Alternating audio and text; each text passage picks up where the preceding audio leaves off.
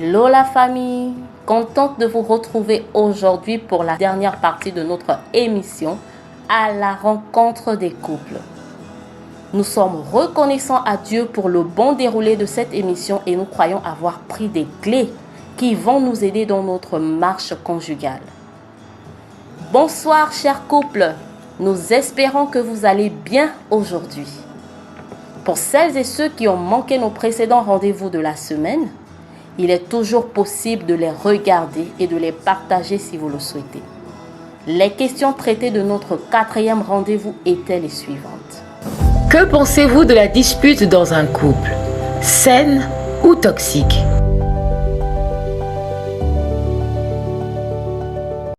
Comment arrivez-vous à régler vos différends?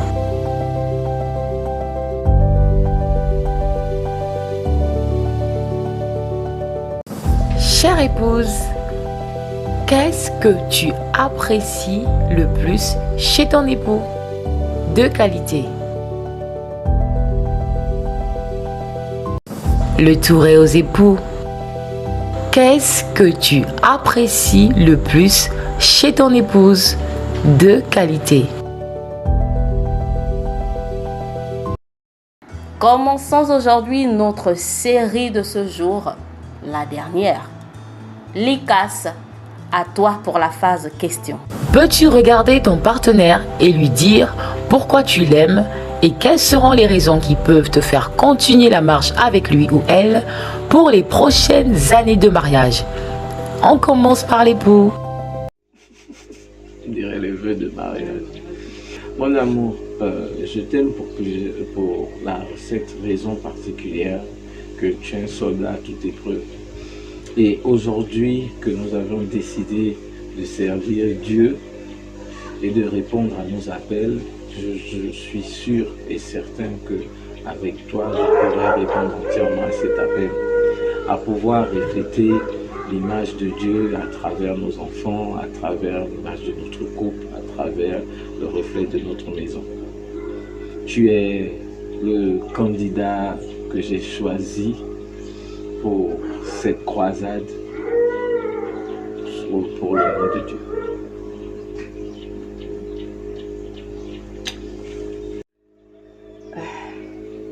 Quand je réfléchis souvent à cette question, la réponse qui me vient, c'est toujours la même, pratiquement. C'est que je sais que si j'avais traversé ce que tu as traversé, tu serais resté avec moi. Et je me souviens que tu as été quelqu'un d'une grosse aide pour moi. Tu as fait beaucoup de choses que probablement peu de garçons à ton âge auraient fait. Tu t'es responsabilisé pour moi. C'est quelque chose que je n'oublierai pas parce que c'était aussi un moment décisif de ma vie. Et je sais que si tu avais tout l'or du monde, tu me donnerais tout l'or du monde sans cligner des yeux, sans te demander qu'est-ce qui reste pour moi. Tu m'as toujours dit que si on te disait que tu allais vivre sur une île déserte, la seule chose que tu voudrais emporter, ce serait moi. Même si tu as la besoin que je n'écoute pas, que je ne retiens pas ce que tu me dis, il y a des phrases comme ça qui sont restées gravées, cimentées à mon cœur. Je sais que dès que tu pourras, tu feras indéniablement tout ce qui sera à ta mesure pour que nous soyons les plus heureux. Cher couple, sachant que les histoires des uns et des autres sont différentes, que pouvez-vous donner comme conseil à un couple qui a la même histoire que la vôtre ou qui passe par cette même étape que la vôtre? Moi, je dirais pour un couple qui vit la même histoire que la nôtre et on vit une histoire particulière, comme tout couple estime que son histoire est particulière. Mais notre histoire, si je peux la résumer ainsi, c'est celle de la résilience, celle de la force de la loyauté, la force du pardon. Et si je pouvais conseiller un autre couple qui passe par la même que nous, c'est juste s'en remettre à Dieu, faire confiance à cette puissance qu'on ne voit pas mais qui ô combien a été là pour nous. Je pense pour ma part que si je n'avais pas connu Dieu à cette période-là, peut-être que nous ne serions plus ensemble aujourd'hui. Je pense que Dieu a soudé, a consolidé quelque chose qui était déjà beau, mais il a rendu encore plus beau. Il l'a poli avec toute la nature divine que lui seul peut ajouter. Et voilà, il faut vraiment, on ne le dit pas assez, mais un mariage qui se fait sans la présence de Dieu, n'a pas de sens. Non seulement il n'a pas de sens, mais il a de très fortes chances de couler. Parce que le mariage n'est pas la création d'un homme, c'est une création divine. Il faut répondre aux règles de cette création-là pour qu'il marche. Vraiment. Oui, je suis d'accord. C'est mettre Dieu dans la relation, mettre Dieu au centre de tout. Mettre Dieu au centre de tout. Mettre Dieu au centre de tout. C'est ça.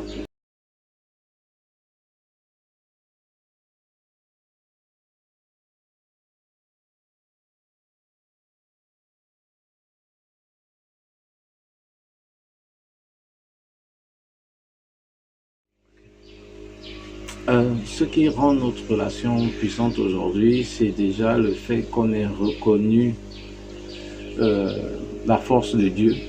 On a reconnu la puissance de Dieu dans notre couple. Au début de notre relation, comme vous l'avez vu dans les vidéos précédentes, on croyait en l'amour que nous avions l'un en l'autre. Mais voilà, aujourd'hui, je pense au bout de 14 ans de mariage, on s'est bien rendu compte que cet amour est éphémère et que seul l'amour de Dieu perdure dans le temps. Et aujourd'hui que Dieu est au milieu de nous, on a l'impression de revivre nos premiers jours, on a l'impression d'avoir été restauré, d'avoir été rajeuni, d'avoir été mis dans le contexte idéal dans lequel cet amour devait s'exprimer. Pour moi, ce qui rend notre relation puissante, en fait, il y a des choses qu'un couple fait ensemble qui les rapproche. Ça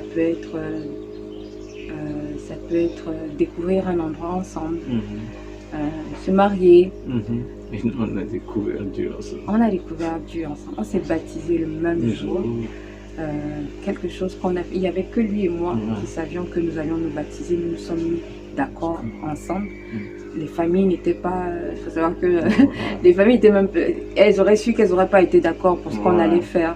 Mais cet acte-là, je crois que ça a été un symbole très fort pour nous. Ça a été le début, non seulement d'un nouveau chapitre, mais surtout nous sommes rentrés dans un désert ensemble. Mais après, quand on est arrivé, quand on l'a fait, tout le monde a seulement confessé la puissance de Dieu. Tout le monde s'est aligné sur ce choix-là. Vraiment, pour la petite histoire, moi perso, je ne pensais pas qu'un jour, ce gars-là accepterait de venir dans la même église que moi.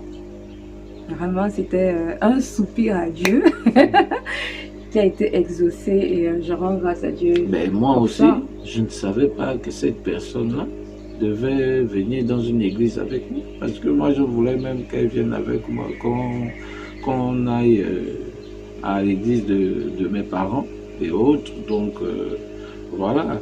C'est vraiment une rencontre. Vraiment, on s'est rencontrés au milieu. Là où Dieu avait choisi qu'on devrait... Enfin, moi, je vois tout ça comme le plan de Dieu. Voilà. Je vois tout ça comme le plan de Dieu. Je vois tout ce qu'on a traversé comme le plan de Dieu. Je vois tout ce qu'on a traversé, que ce soit positif ou négatif, comme étant une formation ou une fortification que Dieu voulait nous donner. Et surtout, vu qu'on a aimé notre mariage, on s'est aimé tous les deux, Dieu voulait que nous l'aimions aussi, vu que le mariage, c'est son œuvre, c'est sa création. Merci, chers couples, d'avoir participé à l'émission. Nous croyons que cela a été une belle expérience pour vous. Merci à vous de nous avoir suivis. On se dit au revoir et à la semaine prochaine avec le couple Moreno sur la chaîne Onili dans notre émission À la rencontre des couples.